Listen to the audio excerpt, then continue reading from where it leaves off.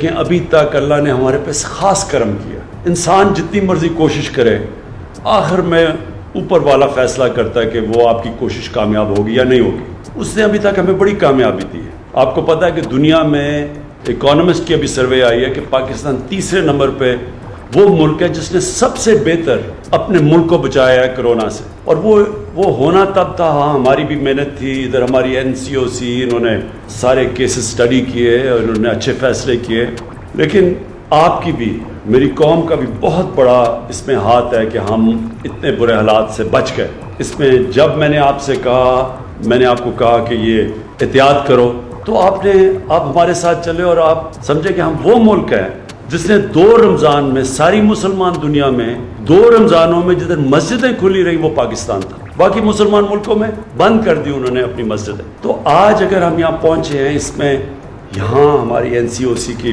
بڑی محنت تھی, مانیٹرنگ تھی, انہوں نے صحیح معنی میں کئی چیزیں پری ایمپٹ کی, بتایا, لیکن ساتھ ساتھ عوام نے بھی ہمارے ساتھ چلے, عوام حکومت کے ساتھ کھڑی ہوئی. اصل میں جب تک ہم سارے لوگوں کو اپنا ویکسین نہیں لگا سکتے, یہ اس کے ویوز آتے رہیں گے.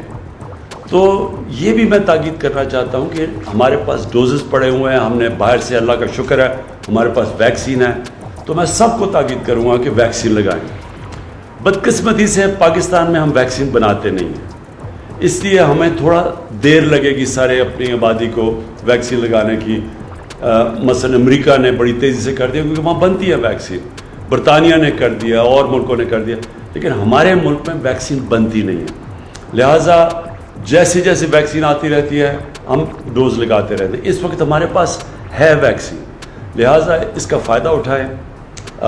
شہروں میں خاص طور پہ ویکسین لگائیں, شہروں میں جدھر زیادہ چانس ہے, جدھر زیادہ تیزی سے پھیلتی ہے, تو اس کا فائدہ اٹھائیں. اور انشاءاللہ اگر ہم اس چوتھے فیز سے نکل گئے تو انشاءاللہ ہم اپنے ملک کو بالکل, اپنی جو باقی ملکوں میں تباہی مچی ہے, ہم اپنے ملک کو بچا سکتے ہیں.